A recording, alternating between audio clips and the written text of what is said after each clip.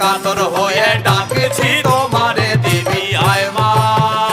আরে মোর সভা ছাড়িয়া যদি মা অন্য সভায় যাহাই, আরে মোর সভা ছাড়িয়া যদি মা অন্য সভায় যাহাই, ওরে না কিছু পীড়া দাও মা ধর্মের মাথা খাইস, না কিছু পীড়া দাও মা ধর্মের মাথা খাইস। হে মা যতে বসো সরে সতী, হে মা যতে বসো সরে সতী।